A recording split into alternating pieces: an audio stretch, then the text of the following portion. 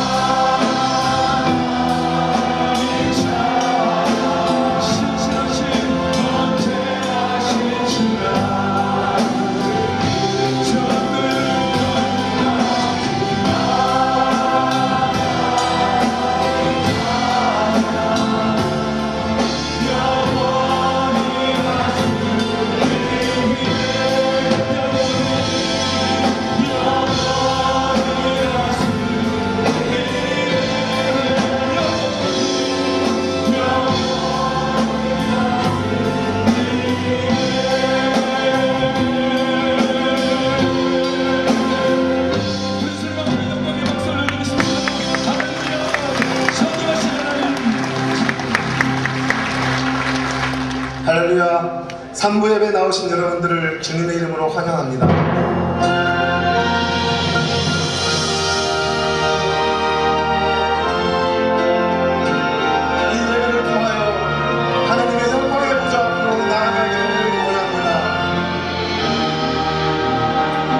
전심을 다하여 주님을 찬양하겠습니다. 온 땅이여 주님께 외쳐라. 온 땅이여 주님께 외쳐라.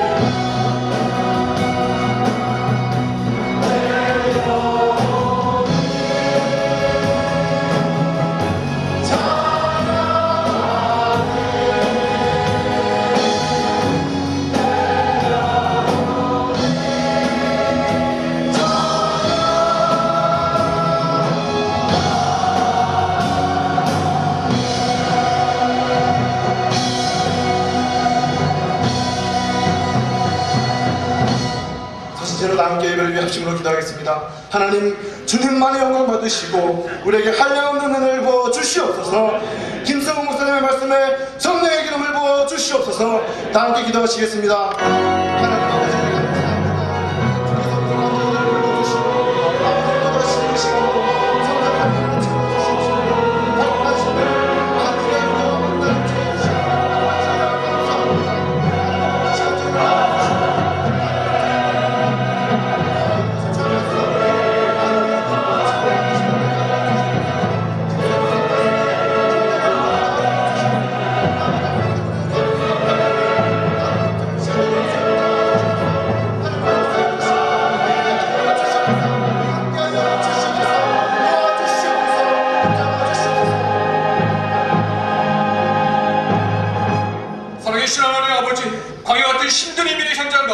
적각거리 흐르는 주님의 전으로 불러 모아주시니 감사 찬송을 돌려드립니다.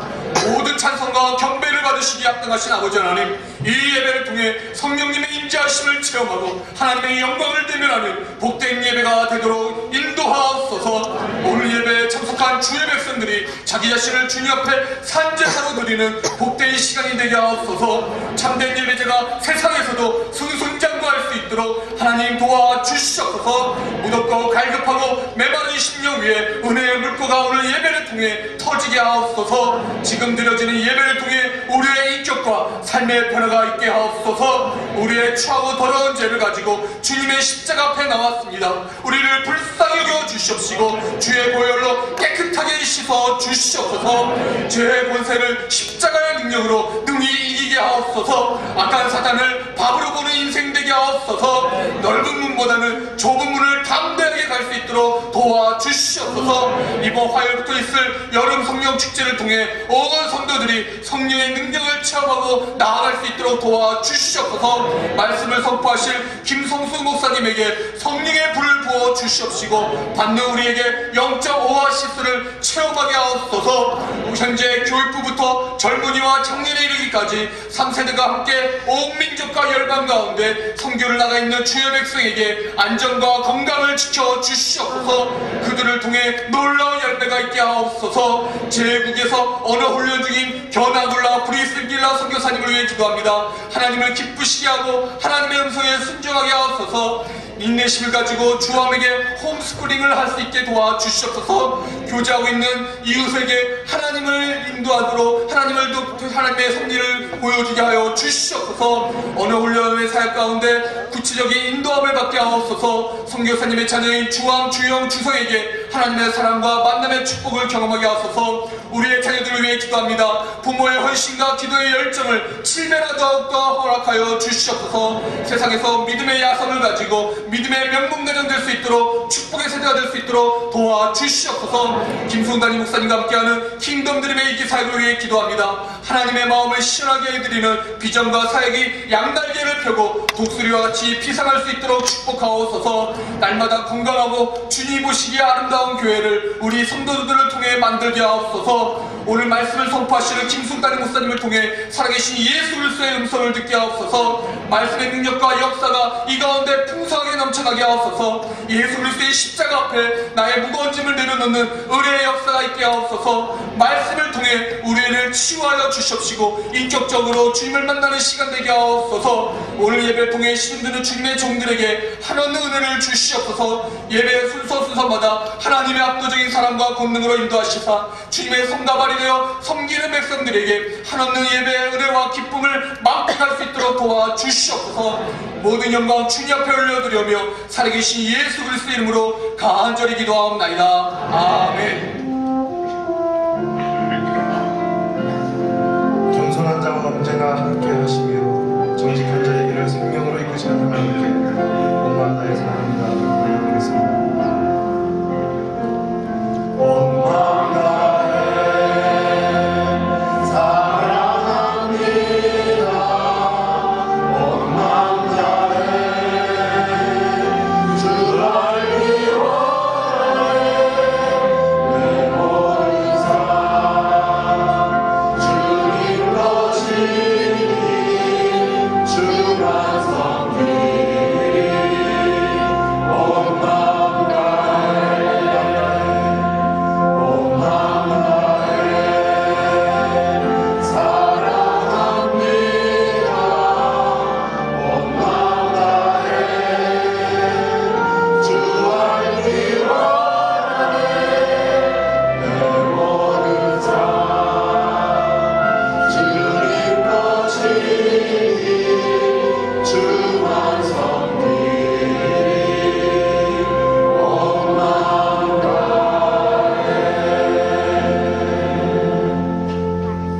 자리에 앉으셔서 나 어느 곳에 있든지 늘 마음이 편하다 찬송가 466장을 찬양하시겠습니다.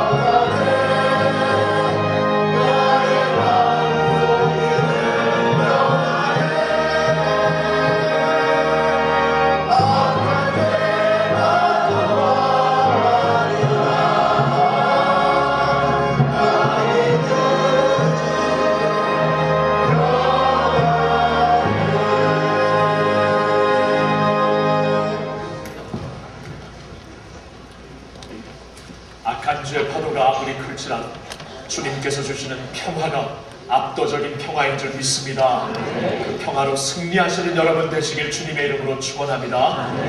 여러분, 이제 성령 축제가 이제 이번 화요일부터 시작이 됩니다. 우리 홍보 영상으로 준비한 영상을 먼저 보고 우리 마음을 성령 축제를 위하여 활짝 열어보겠습니다. 이제 훈련과 다락방이 방학을 앞두고 있습니다. 방학을 앞두고 있습니다. 방학을 앞두고 있습니다.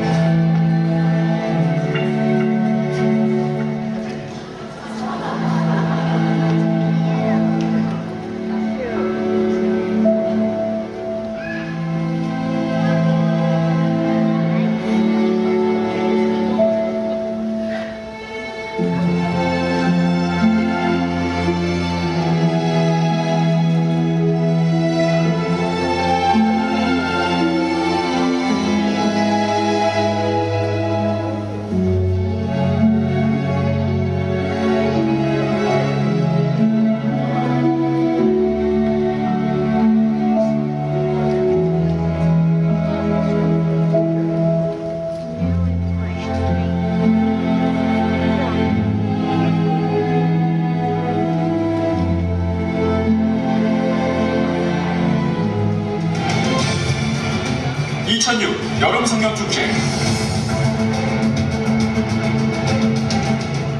한여름밤의 무더위를 말끔히 씻어줄 여름 성경축제가 4주간 지역 목회자들을 초청해 열리게 됩니다. 말씀으로 역사시는 성령님이라는 주제로 열리는 2006 여름 성경축제는 영감 있는 찬양과 생명력 넘치는 말씀으로 나른해지기 쉬운 여름방학 기간을 영적 재충전의 기회로 만들어줄 것입니다. 화요일부터 시작되는 2006 여름 성경축제에 많은 분들이 참석하여 말씀의 능력과 성령 충만을 경험하는 특별한 축제가 되기를 바랍니다. 감사합니다.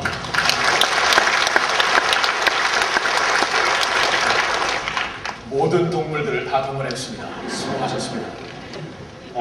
여러분 작년처럼 우리 LA 지역에서 우리가 꼭 그 말씀 충만 은혜 충만함으로 주님께 사용받고 있는 종들이 참 많으신데 여름 성경축제만큼은 좀 옆에서 계신 목사님들 중에 꼭 우리가 한번 듣고 같이 은혜 받으실 분들을 우리가 초청해서 금년에도 귀한 말씀의 축제가 있을 것입니다. 이번 돌아오는 화요일은 김성수 목사님이라고 남가주 남가주 서문화교회를 담임하시고 굉장히 말씀이 충만하신 분입니다. 7시 반부터 오셔서 마음을 활짝 여시고 찬양과 말씀과 기도의 축제로 여러분 한여름밤을 꽃피울 수 있기를 바라겠어요. 이번 또 여름 성령축제의 기도 제목과 함께 또한 집회 후 다과를 섬기실 그런 목장을 여기 다 알려드리는 잡지가 있습니다. 이번 돌아오는 화요일은 오시두리 공동체 이 목장에서 다과를 준비해 주시겠습니다. 여름 성령축제와 함께 2006년도 우리 여름 명성축제 전체를 설명하는 이러한 패키지가 있습니다. 브로셔리 열어보시면은 성경통독학교 여름 성령축제 목적이 이끄는 작은 자식을 지난주에 시작했죠. 그리고 8월에 있을 평신도 여름 성경대학이 같이 설명되어 있습니다. 한여름에 우리가 포커스를 잃지 않고 하나님을 향하여 우리의 영성이 더욱더 깊어질 수 있는 그러한 여름이 되기를 바랍니다. 기도해 주시기를 부탁드려요. 2006년도 7년도 훈련 사역 신청이 이제 오늘까지 마감이 되고 다음 주에는 토요일과 주일로 여기 토요일 저녁과 또한 주일 아침에 순장반실에서 이번에 제자반을 택하시는 모든 분들은 시험을 먼저 치셔야 합니다. 그 시험까지 보나 훈련 담당하시는 박현식 목사님께 물어보시길 바랍니다. 근데 하여튼 시험을 보셔야 돼요. 시험을 보셔야 되니까 제자반 받으시려면 미리 그 시간을 보시고 시험 꼭 치르시기를 바랍니다. 여러분 들어오시면서 보셨겠지만 우리 교회 주차장 코팅은 이제 거의 끝났고 근데 우리 교회 주차장 밑으로 이 NIMC에서 흐르는 가스 라인이 있어요.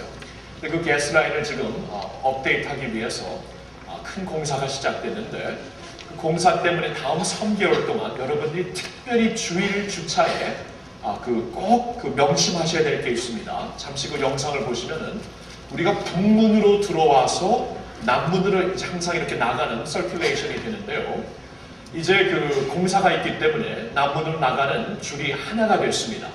원래는 한쪽에서는 셔틀이 나가고 또 한쪽에서는 승용차가 나가는데 이제는 그러지 못하기 때문에 하나로 이게 모아지면서 여러분들이 특별히 더 협조해 주시고 서로 양보해 주시고 조심해 주셔야 됩니다.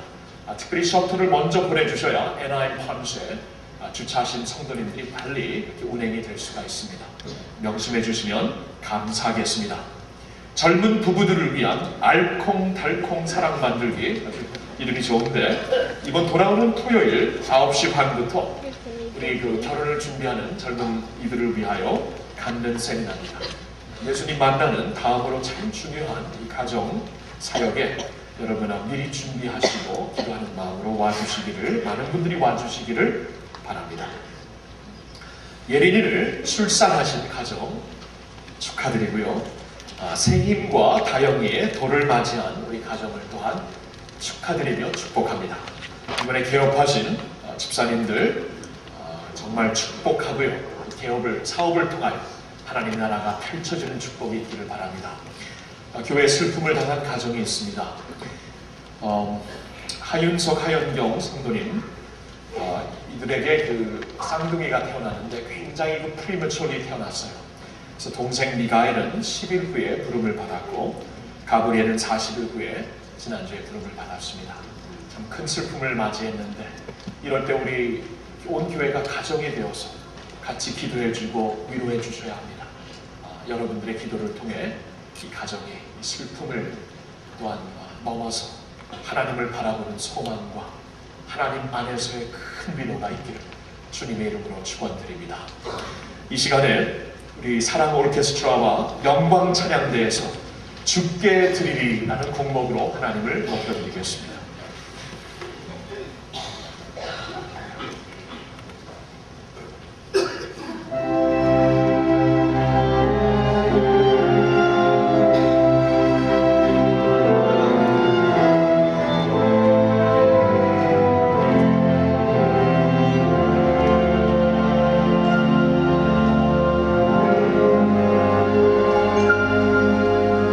주 예수께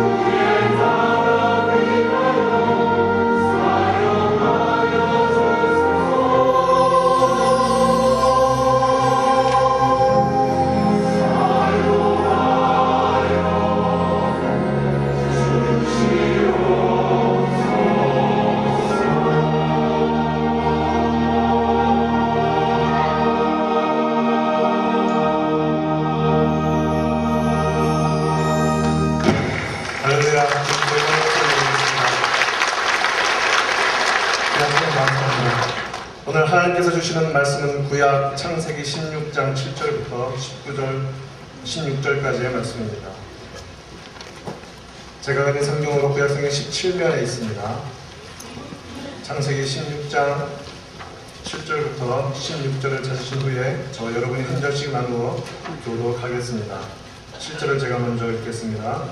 여호와의 사자가 광야의 샘 곁 곧 술길 샘물 곁에서 그를 만나 8절 가로되 사의 여종 하나라 내가 어디서 왔으며 어디로 가느냐 그가 가로되 나는 나의 여주인 사라를 피하여 도망하느니라. 여호와의 사자가 그에게 이르되 내 여주인에게로 돌아가서 그 수하에 복종하라. 여호와의 사자가 또 그에게 이르되 내가 내 손으로 크게 번성하여 그 수가 많아 셀 수 없게 하리라. 여호와의 사자가 또 그에게 이르되 내가 잉태하였은즉 아들을 낳으리니 그 이름을 이스마엘이라 하라. 이는 여호와께서 내 고통을 들으셨음이니라.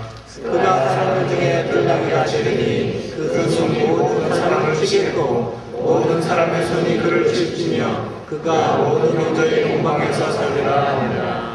하갈이 자기에게 이르신 여호와의 이름을 감찰하시는 하나님이라 하였으니 이는 내가 어떻게 여기서 나를 감찰하시는 하나님을 배웠는고 함이라. 이러므로 그 성을 그의 나라에 그것이 가데스와 벨 사이에 이르더라. 하갈이 아브라함의 아들을 낳음에 아브라함이 하갈이 낳은 그 아들을 이름하여 이스마엘이라 하였더라. 하갈이 아브라함에게 이스마엘을 낳을 때에 아브라함이 86세였더라. 아멘. 김승훈 목사님 나오셔서 나를 감찰하시는 하나님이라는 제목으로 말씀 증거해 주시겠습니다.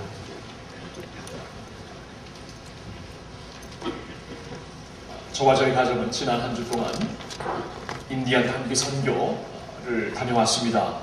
우리 교회가 이번 여름에는 제5차 5차례로 이제 정말 많은 성도님들이 참석하게 되는데 저는 그 세 번째 다녀오게 되었고요. 처음으로 온 가족과 함께 갔기 때문에 익사이트먼트와 감격이 더 컸습니다. 이번에 가서도 한 가지 분명히 본 게 있는데 우리 자녀들을 통해 하나님이 역사하시는 것입니다. 그 네이티브 아메리칸들은 교회가 뭐 많지 않지만 교회에서도 주일학교 프로그램이 없어요. 그리고 이 자녀들은 그냥 정말 버림받은 아이들과 마찬가지입니다. 그래서 우리는 그 전략적으로 특별히 그 인디언 레저베이션을 다니면서 이 자녀들을 터치하여서 다음 세대를 주님의 복음으로 한번 변화시키고 그들에게 하나님의 소망을 줘서 이 정말 절망과 아픔 속에서 찌들어 있는 이 네이티브 아메리칸들 사이에 그 붐을 일으킬 수 있는 도구를 만들어 보자.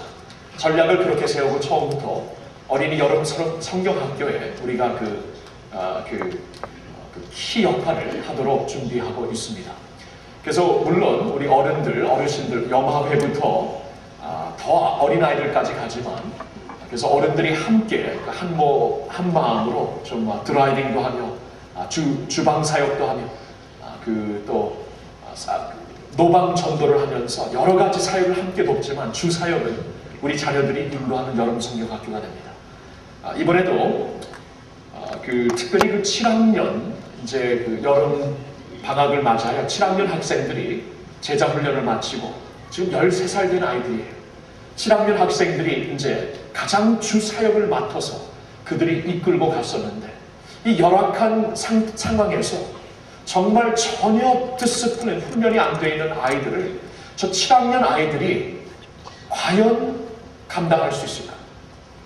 보통 13살짜리 우리 7학년 교회에서 보면은 어린이들 취급을 합니다. 그들을 그냥 주일학교에서 보호받아야 할 대상으로 알고 있는데 여러분 그것은 아닙니다. 우리가 킹덤 드림을 선포하면서 여러분들과 나눈 말씀이 요엘서 2장에 이런 말씀이 나왔죠.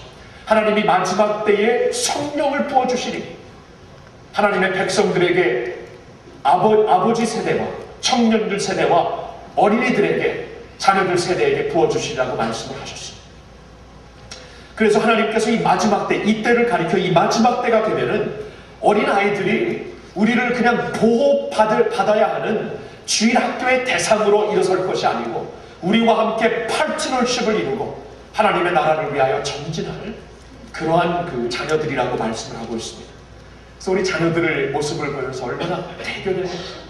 넉넉히 감당하면서 정말 그 아이들을 끌어안고 인내하고 그들을 정말 위해 기도하면서 그 열악한 상황에서 정말 일찍 일어나고 늦게 자는 그러한 상황 가운데서도 불편 없이 그들을 잘 이렇게 양육하고, 비록 일주일이지만 우리가 1년, 2년, 3년, 4년, 5년을 계속한다면 그들에게 정말 남길 수 있는 하나님의 복음이 있을 것이고, 그 어린이들이 인디언 레저베이션에서 변화된다면 그 인디언 아메리칸 네이티브 아메리칸들의 새로운 소망의 장이 열릴 것이라 믿게 되었습니다. 이 자녀들을 보면서 이들은 이때 정말 우리가 하나님의 엄청난 능력을 받아, 요엘 선지가 그런데 그들이 장래일을 말할 것이라고 했는데 하나님께서 그들을 통해 장래를 말하게 할 것이며 장래의 소망을 보게 할 것이며 비전까지 보게 하신다는 그러한 소망을 갖고 왔습니다. 여러분, 바로 이러한 사명을 우리가 감당하기 위해 지금 온 교회가 같이 움직이고 있는 거예요. 하나님이 온 세상을 사랑하시며 온 세상 위에 주님의 십자가가 서 있습니다. 주님의 십자가만이 온 세상을 변화시킬 수 있고 그들에게 소망을 줄 수 있는 하나님의 능력이 되기 때문에 이 마지막 때에 3세대가 하나님의 성령의 능력과 역사와 영감을 받아 우리가 팀워크를 이루어서 하나님 나라를 위하여 전진할 때 하나님께서 반드시 예수의 이름으로 놀라운 일을 이루실 줄로 믿습니다. 이 사명을 우리가 감당하기 위해 자신을 준비하는 것이고, 또한 주일 예배 때마다 우리가 이제 창세기에서 말씀을 상고하는 이유도 바로 하나님께서 허락해 주신 꿈을 우리가 캐치하려고 보는 것입니다. 여러분, 하나님께서는 천지를 창조하시고 인간들을 당신의 형상으로 창조하시면서 인간들에게 당신의 꿈을 허락하셨습니다. 우리에게 트랜스퍼를 해주셨어요. 이제 하나님의 위대한 꿈을 갖고 우리가 살 수 있는 특권을 받았다는 것입니다.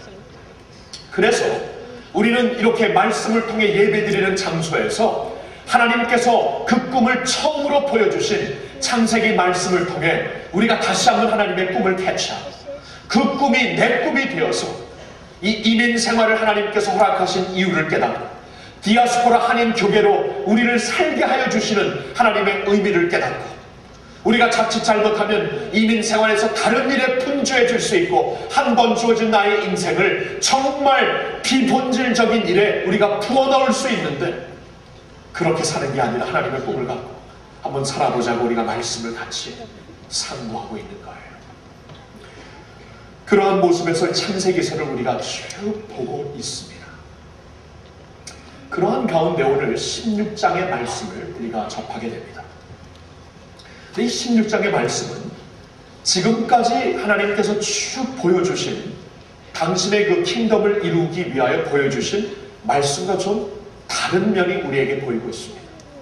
여러분, 지금까지는 하나님이 무슨 말씀을 보여주셨죠? 온 세상 온 열방을 주님의 백성들로 이제 복주기 위하여서 하나님께서는 믿음의 조상 아브라함을 선택하십니다.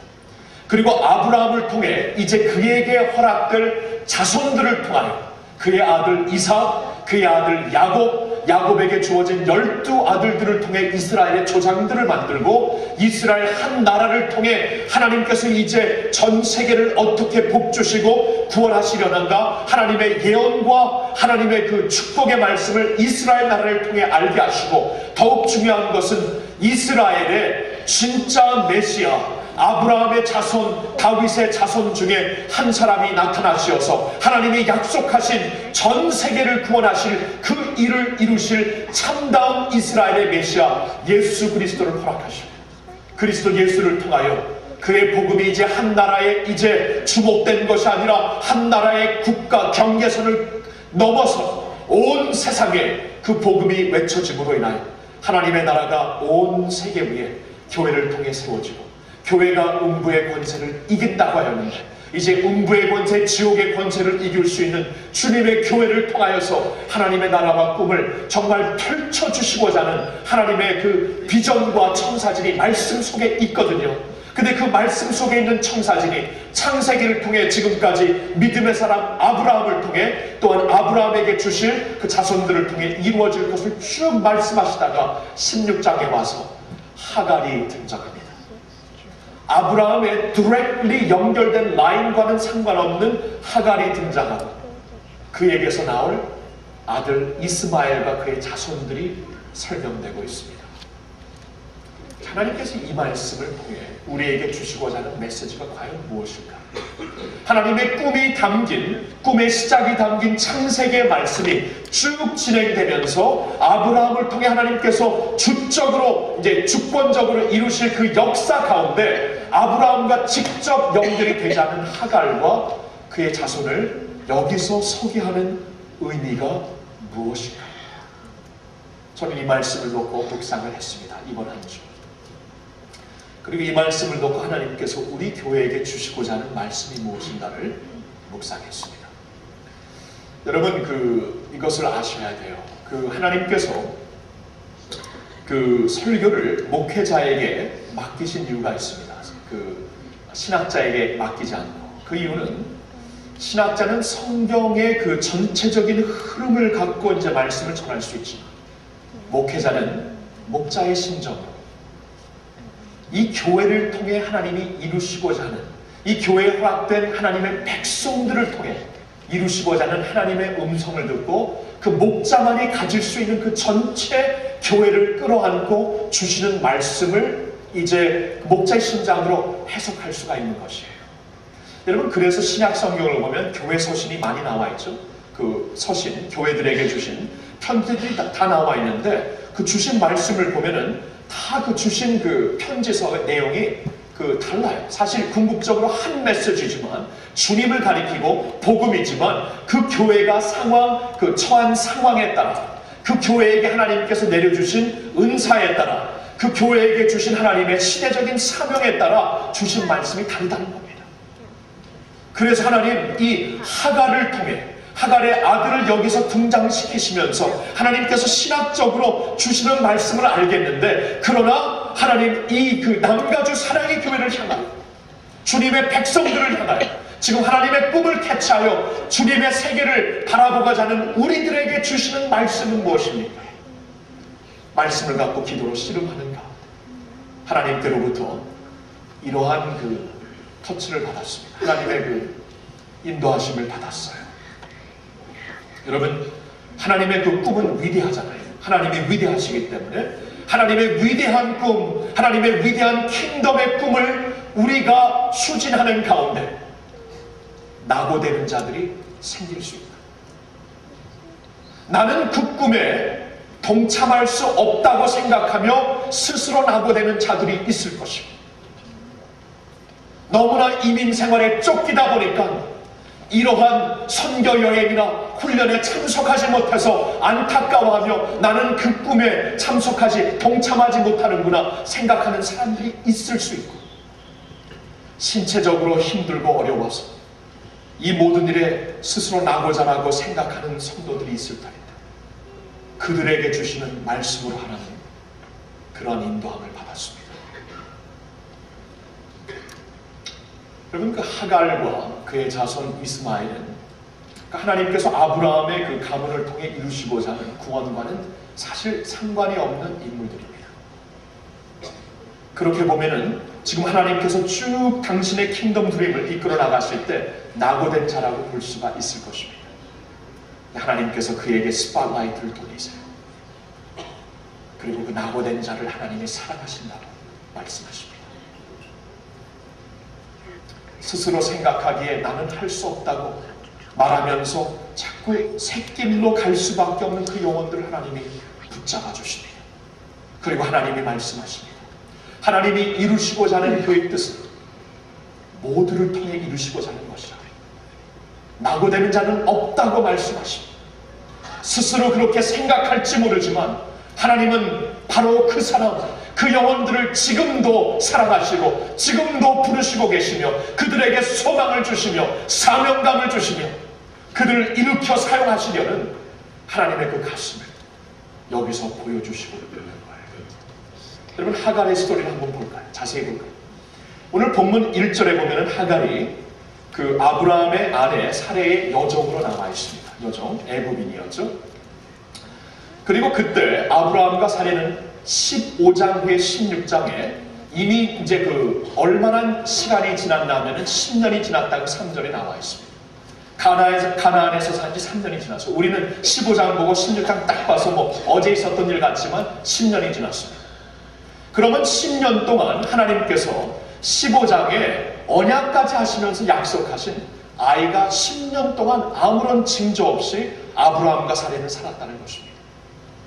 믿음의 조상 아브라함과 사레였지만 인간들이었기 때문에 10년 동안 아무런 징조가 없었을 때 그들은 왠지 마음이 답답하고 어떻게 된 것인가 다시 한번 생각해 보려고 하고 아니면은 그 마음 깊은 곳에 하나님 어떻게 된 것입니까? 답답해하는 가운데 질문도 할 수 있었을 것입니다. 분명히 그럴 수 있었을 거예요. 그러는 가운데 사레가 한 가지 제안을 합니다. 사레가 자기의 그 여종 하갈을 통해 이제 가문을 이제 갖자고 아브라함에게 제안을 해요. 그 당시 풍습 중에 그 여주인이 그 자식을 갖지 못하면은 자신 슬하에 있는 그 다루고 있는 여종들 중에서 대신 대리 이제 그 자녀를 낳을 수 있는 그러한 자리까지 갈 수 있는 풍습이 그 팔레스타인 지역에 있었습니다. 그래서 사레가 그것을 여기서 제안하고 있었습니다. 아브라함이 그 제안을 받아들입니다. 그럼 그 제안을 받아들였다는 것은 아브라함과 사레가 그 당시 실족했다는 것을 보여주고 있어요. 분명히 15장 4절에 하나님께서 아브라함과 사라에게 너의 몸에서 나오는 자손을 통하여 내가 온 세상을 축복하리라고 말씀하셨는데 그들도 인간이라 10년 동안 이렇게 그 세월이 지나면서 그들 마음이 그 당시 흔들렸다는 것입니다. 그렇게 볼 수밖에 없어요. 참 아브라함도 그 믿음의 조상인데 이때만큼은 등뼈가 약했습니다. 등뼈가 조금 약했어요. 참 그 아내들이 조언할 때는 믿음의 조상도 약해지나 봐요. 저도 잘 아는 사람, 너무 잘 알아서 저 같은데 굉장히 그런 모습을 보이거든요. 그래서 이 아내들이요 그래야 되겠죠. 아내님들이요. 여러분 기도 많이 하시고 조언할 때 통찰력을 갖고 하세요. 남편들이요. 아내 말씀 잘 들으세요. 뭐 이제 듣지 말라고 하면은 좀 이상해질 것 같아서 잘 들으세요. 기도하면서 같이 잘 들어야 합니다. 근데 아브라함과 사레의 경우 그 당시만큼은 자신들의 생각에 따라 하나님의 말씀을 타협한 것이었습니다. 자, 그런데 하나님의 말씀을 타협할 때는 항상 문제가 더 커지죠. 그래서 아브라함의 그 가정을 보면 이제 가정에 큰 문제가 발생하게 됩니다. 하갈이라는 여종이 계속 종이었기 때문에 남들이 모르는 사연이 얼마나 많았겠어요. 마음 아파다가 나중에 이제 아기를 가진 것을 보고 그의 여주인 사레를 막 멸시하기 시작합니다. 그래서 사레가 갑자기 뚜껑이 열려요. 뚜껑이 열리면서 아니 누가 저 자리에 허락을 한 건데 누군가 하고 사레가 이제 막 컴플레인을 하는데 참 너무나 엄청난 컴플레인을 합니다. 5절을 한번 보세요. 보면은 사레가 아브라함에게 이르되 나의 받는 욕은 당신이 받아야 옳도다. 내가 나의 여종을 당신의 품에 두었거늘 그가 자기의 잉태함을 깨닫고 나를 멸시하니 당신과 나 사이에 여호와께서 판단하시기를 원하노라.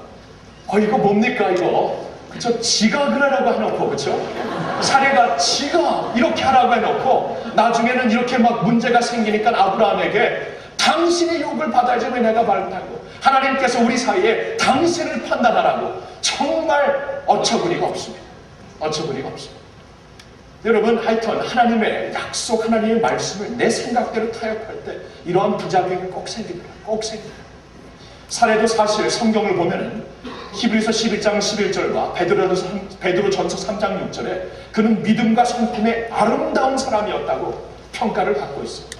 그러나 이 이슈만큼은 너무나 센시티브한 이슈였기 때문에 사례가 흔들렸다는 것입니다. 그래서 가정이 불안해지기 시작합니다.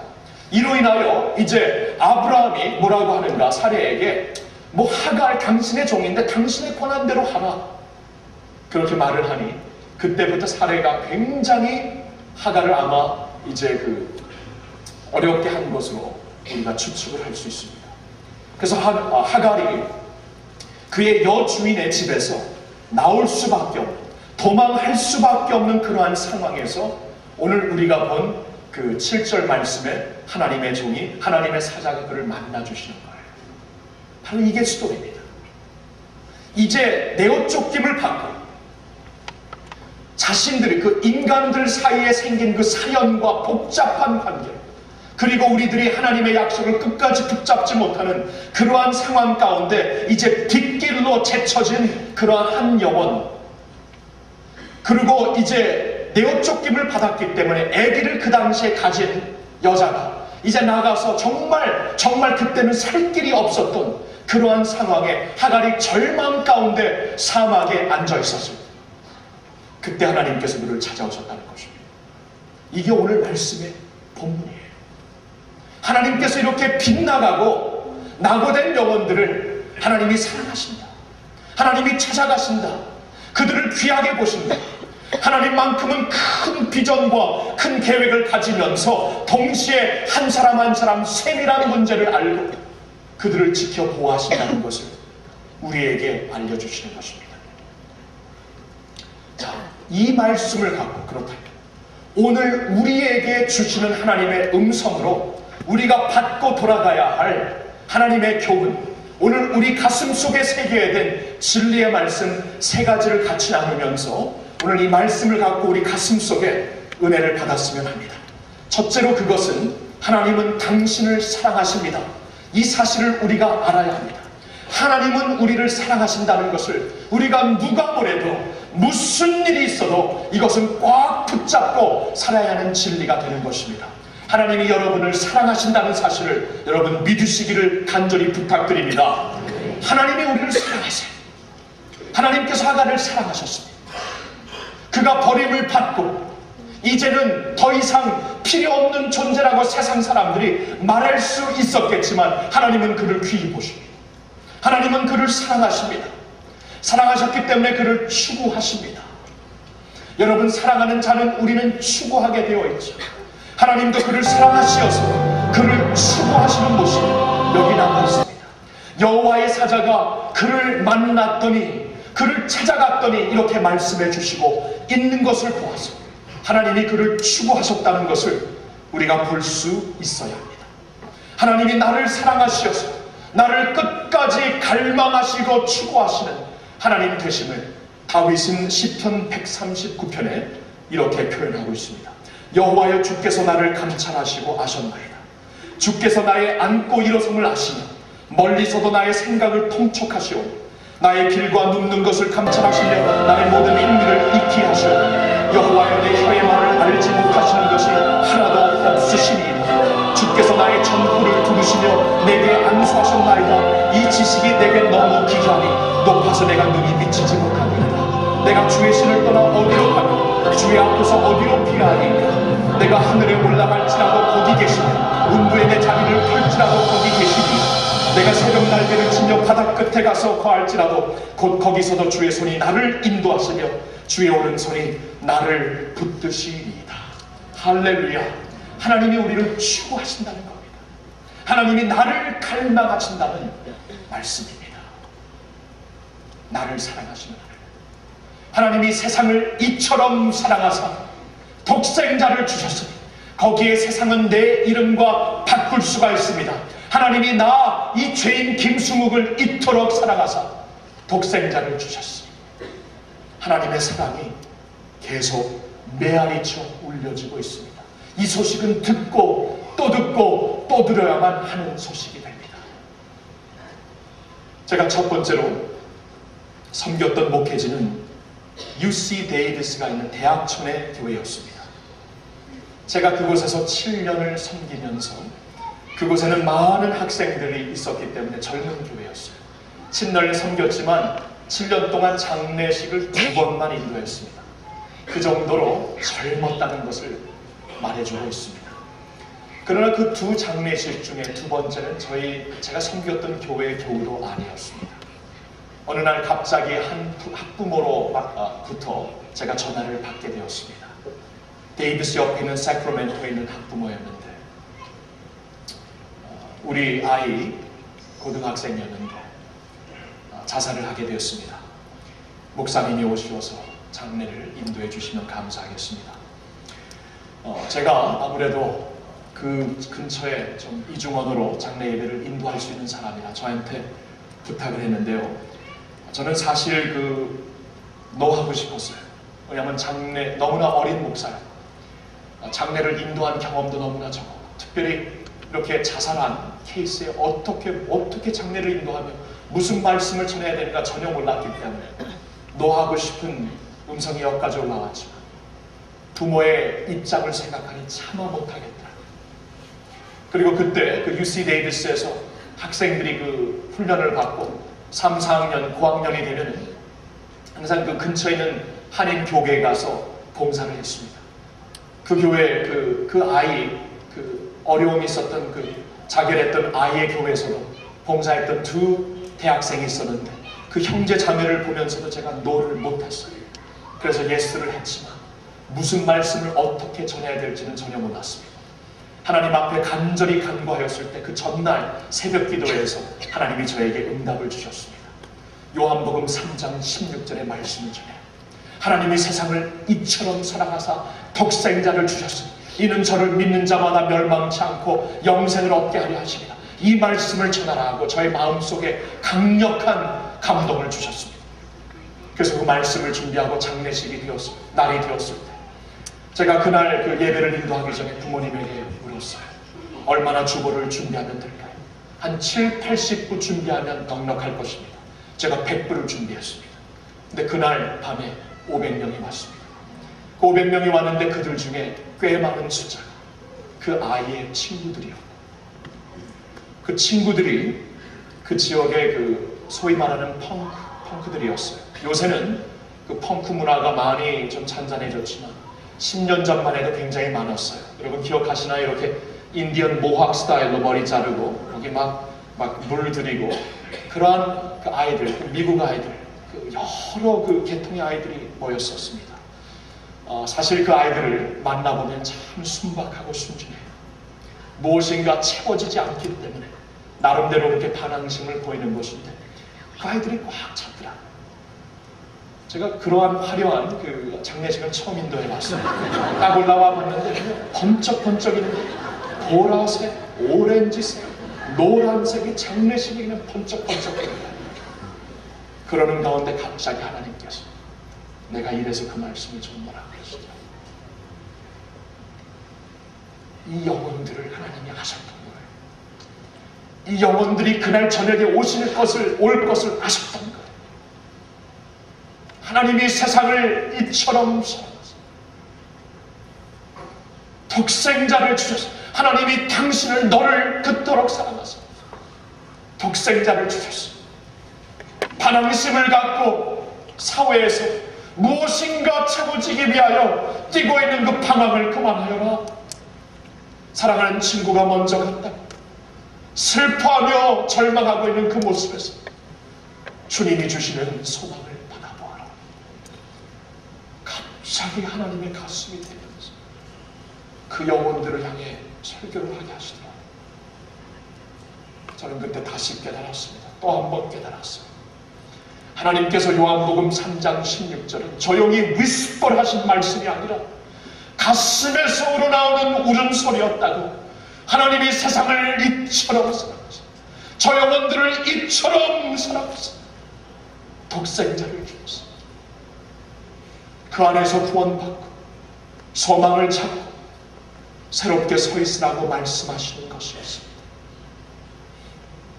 여러분, 예수님께서 주신 비유 중에 참 make sense가 안 되는 비유가 하나 있어요. 100마리 양이 있는데 그 100마리 양 중에 한 마리가 안 보입니다. 그때 주님께서 이런 말씀을 하시죠. 목자가 99을 놔두고 하나를 찾으러 나선다. 이거 정말 make sense 안 됩니다. 그 당시의 풍습을 보아도 오늘날 목자들의 그 practice를 봐도 이거는 make sense가 전혀 안 되는 일이에요. 왜냐하면 99이 더 중요하거든요. 하나가 없어졌지만 99을 놓고 간다는 것은 99까지 놓칠 수 있는 엄청난 위험이 있거든요. 근데 주님께서 거기서 우리에게 새로운 패러다임을 그려주시는 거예요. 더 이상 이익 중심으로, 더 이상 상업 중심으로, 더 이상 세상이 알고 있는 풍습과 상식 중심으로 생각하지 말아라. 새로운 패러다임을 그려라. 아버지의 심장을 가지고 그려라. 아버지의 심장은, 아버지라면 어떻게 하나가 없어졌다고 하나를 포기합니까? 아버지라면 못 그러죠. 아버지의 사랑이라면 못 그러죠. 아버지의 심장의 사랑을 가지고 새로운 패러다임을 그리라고 주님께서 말씀하시는 거예요. 그 한 마리 잃어버린, 길 잃어버린 양의 그 스토리는 다른 패러다임은 절대로 make sense가 안 되는데 아버지의 사랑을 갖고서만 그것이 이해가 되는 말씀이 됩니다. 저에게도 아이가 셋이 있거든요. 가끔가다 삐딱한 질문을 듣습니다. 셋 중에 누구를 제일 사랑합니까? 너무나 삐딱해요. 너무나 삐딱해요. 셋 중에 어떻게 누구를 더 사랑합니까? 똑같이 사랑하죠. 더 삐딱한 질문 뭔지 아세요? 만약에 상상을 해보면은, 만약에 사고가 났는데 물에 빠졌는데 누구를 먼저 구하시겠습니까? 너무 삐딱해. 너무 어떻게 셋 다 구해야죠. 셋 다 구하다가 내가 죽더라도. 그치? 그게 아버지의 심정 아닙니까? 예수님께서 그 말씀을 하시는 거예요. 하나님의 사랑이라는 겁니다. 하나님의 사랑. 하갈이 버림받았지만 이스마엘이 하나님의 그 아브라함을 통해 역사하시는 주류 역사의 빗나간 인물이라고 할 수 있지만 하나님의 눈에는 돌아와야 할 아들이거든요. 돌아와야 할 탕자이거든요. 하나님의 사랑이시라는 겁니다. 아버지의 사랑을 갖고 우리들을 보고 계신다는 겁니다. 99만 놓고 한 명은 포기하라고 할 때 아버지는 포기하지 못하고, 왜냐하면 여러분을 사랑하기 때문에. 여러분 아시겠나요? 포기하시면 안 됩니다. 하나님이 포기 아니하셨는데 아버지께서 포기하지 않고 기다리고 계시는데 왜 포기하세요? 하나님이 사랑하시고 계시는데. 하나님께서 여러분들을 영원한 사랑으로 사랑하고 계심을 여러분 믿으시기를 주님의 이름으로 축원드립니다. 하나님은 나를 사랑하시. 여러분 다른 거 다 잊어버려도, 다른 것 다 잊어버려도, 16장의 하갈의 스토리 다 잊어버려도 이거 잊지 마세요. 하나님이 나를 사랑한다는 겁니다. 하나님은 사랑이시라. God is love.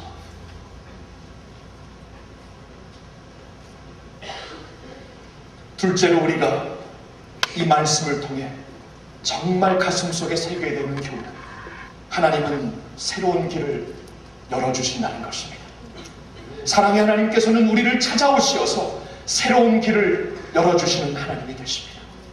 하갈의 경우 그는 더 이상 앞으로도 뒤로도 갈 수가 없었습니다. 그때 하나님께서 그를 찾아오시어서 그로 하여금 새로운 길을 허락하시고 살 수 있는 길을 허락하시고 계십니다. 여러분 하나님이 하시는 일을 여기서 보셔야 돼요. 우리의 문제에 개입하시어서 우리의 삶 속에 들어오시어서 하나님은 우리에게 새로운 길을 열어주시는 분이 되십니다. 코리 텐 붐이 이렇게 얘기를 했어요. 우리 주위의 모든 문이 닫히고 길이 막힐지라도 그때 하나님이 오셔서 하늘의 길을 열어주실 것이다. 하늘의 길을 열어주십니다. 하나님은 길을 열어주시는 분이에요. 하나님이 전문성을 가지고 하시는 일들 중에 하나가 뭔지 아십니까? 길을 열어주시는 거예요. 길을. 막다른 골목에서 더 이상 갈 수 있는 길이 없는 곳에서 길을 열어주시는 하나님이 되십니다. 성경을 보면 하나님의 백성들이 애굽에서 종살이하다가 처음으로 해방된 자유를 누리고 나왔을 때 하나님이 그들을 어디로 인도하십니까? 홍해 바닷가로 인도하십니다. 바닷가에서 진치게 하십니다.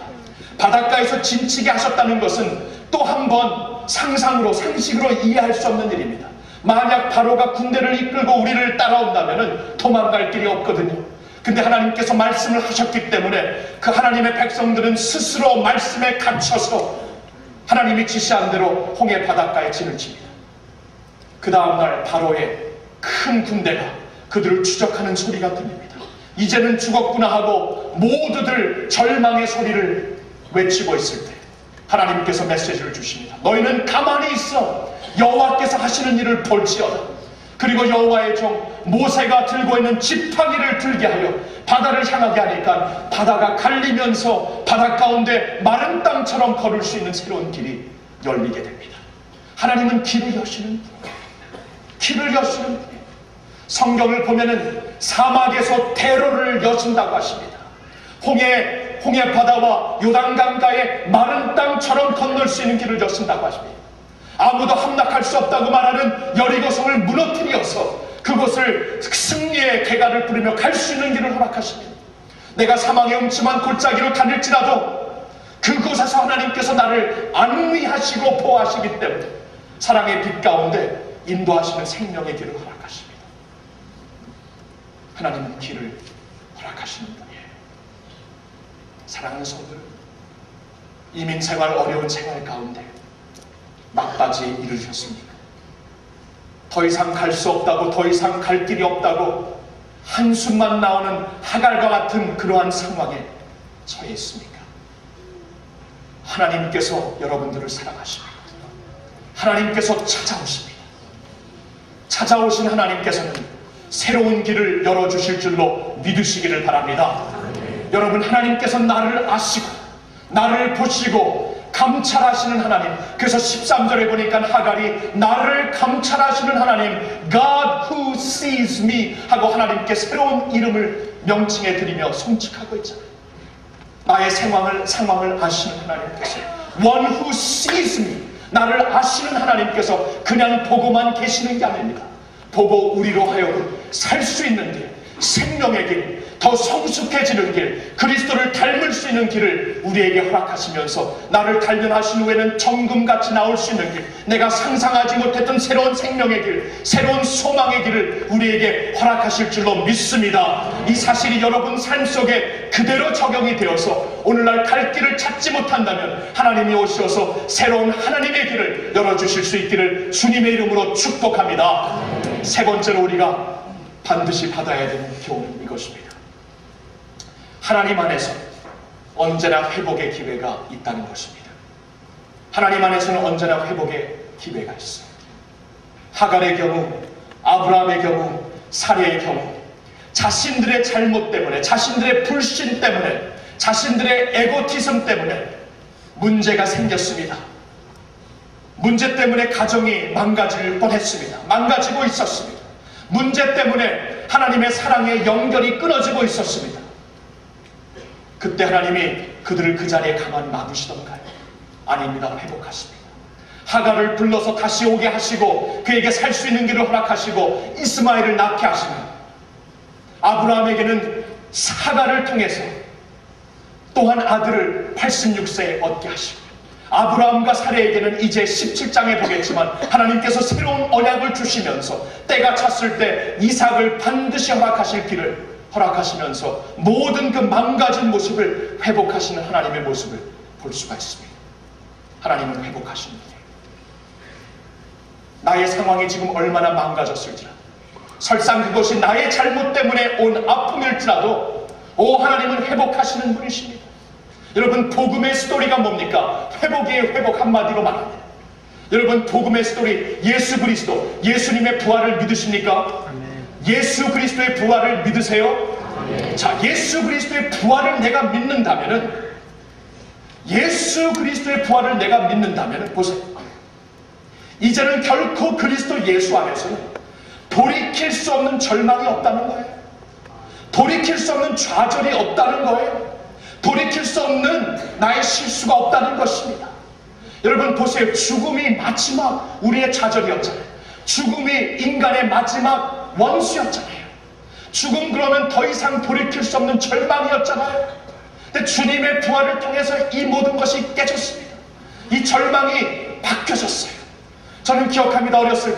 어렸을 때 저희 강아지가, 제가 키우던 강아지가 더 이상 돌아오지 않았을 때, 돌이킬 수 없는, 돌아올 줄 알았는데 돌이킬 수 없는 자리에 갖는 것을 어린 나이에 깨달았을 때, 이 돌이키지 못한다는 것, 이 irreversibility, 이 돌이킬 수 없다는 것은 너무나 엄청난 슬픔이요, 아픔이요, 두려움이라는 것은 어렸을 때부터 알았어요. 우리 모든 인간에게 돌이킬 수 없는 정말 치명적인 아픔과 어려움과 슬픔과 특별히 죽음이 보여주고 있는 절망이 있는데, 예수 그리스도의 부활이 그것을 깨쳐요. 돌이킬 수 없는 그것이 이제 돌이킬 수 있는 회복의 능력이 되었잖아요.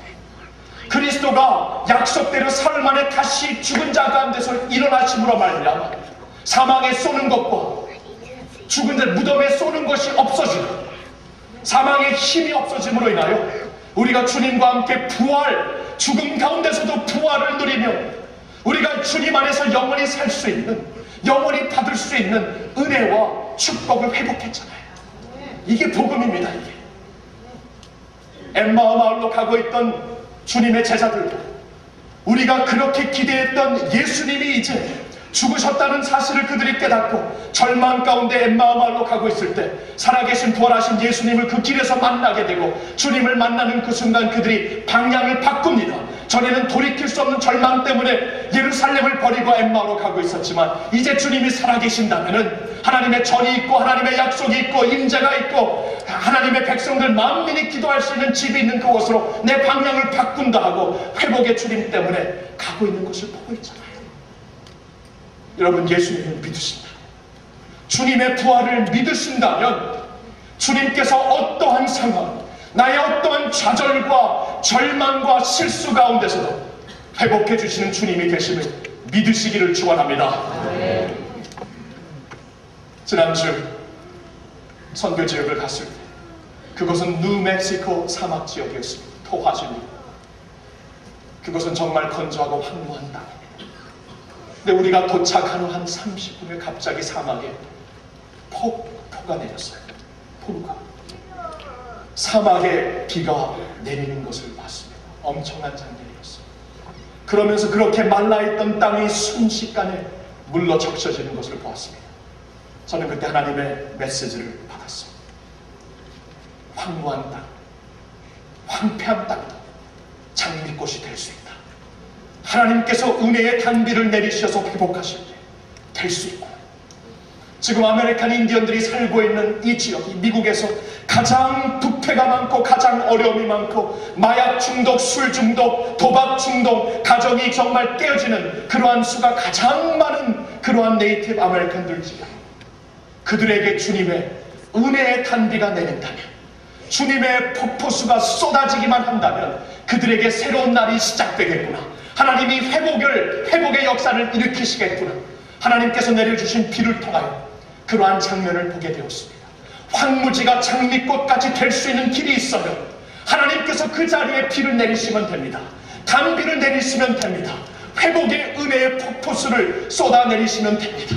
저는 그것을 보고 싶어요. 여러분들과 함께 이 16장의 말씀을 통하여 하나님께서 여러분들 심령 속에 회복을 허락하시고, 그 회복이 우리 가정의 회복으로 또한 이루어지면 우리 가정의 회복이 우리 공동체의 회복이 되고, 우리 공동체의 회복이 우리 사회의 회복이 되고, 이 나라의 회복이 되고, 태평양을 건너 한반도의 회복, 북한 땅의 회복이 되고, 텐포리빈도 주님의 복음이 필요한 그곳의 회복이 되고, 마지막 프론티어, 선교 프론티어의 무슬럼 지역에도 예수 그리스도의 은혜의 단비로 회복을 맛본, 십자가의 은혜를 맛본 주님의 백성들의 헌신으로 일어날 수 있는 회복이 전 세계에 펼칠 수 있기를 주 예수 그리스도의 이름으로 간절히 소원하며 축원합니다. 아멘. 기도하겠습니다. 아버지, 오늘 주님의 백성들에게 너는 사랑받기 위해 이 세상에 태어나고 그 사랑으로 이제 주님께 지명받아 하나님께로부터 귀하게 사용받기 위해 이 세상에 태어난 사실을 깨닫게 하여 주시옵소서. 하나님은 사랑이십니다. 하나님의 사랑을 오늘 깨닫고 만끽하고, 하나님은 나를 사랑하시는 분이라 이제 더 이상 질문하지 않고 의심하지 않고 받아들일 수 있는 저희들 모두가 되게 하여 주시옵소서. 사랑의 하나님, 우리 지금 막바지에 이른 성도님들 주님이 아십니다. 하갈을 아셨던 주님, 그를 보셨던 주님 오시어서 지금 정말 막바지에 이른 주님의 백성들 불쌍히 여겨주시고 그들에게 사랑으로 찾아오시어서 그들에게 새로운 하늘의 길을 허락하여 주시옵소서. 할렐루야. 예수님은 길이요 진리요 생명임을 우리가 깨닫고 찬양할 수 있는 모든 성도들이 되게 하여 주시옵소서. 하나님은 회복의 하나님이신 줄 믿습니다. 회복하시는 하나님, 우리의 망가진 모습, 망가진 가정, 우리의 망가진 사회와 나라와 이 세상을 주님은 회복하실 수 있사오니, 오 하나님 아버지, 하갈을 통해 보여주신 회복의 손길을 우리에게도 허락하시고 우리 가정에게도 허락하시고 교회에게도 허락하시어서 그 회복의 축복이 이곳에서부터 온 땅까지 펼쳐질 수 있는 축복이 있게 하여 주시옵소서. 할렐루야. 주님을 찬양 드려올 때 우리 주 예수님의 이름으로 간절히 기도하옵나이다. 오늘 계속하여 준비하신 헌금을 주님께 드리며 예배를 드리겠습니다. 헌금송으로는 윤순실 집사님께서 여호와는 나의 목자시니 주님을 찬양하겠습니다.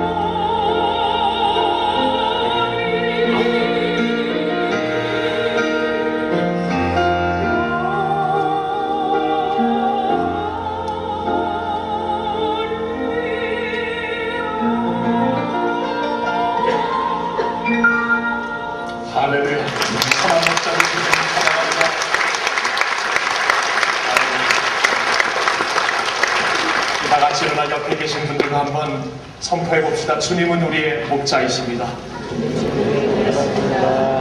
아멘. 목자 되신 주님, 우리를 회복하시는 주님, 주만 바라보자. 우리 서로 신앙의 고백으로 이 찬양을 드리고 축도함으로 오늘 예배를 마치겠습니다.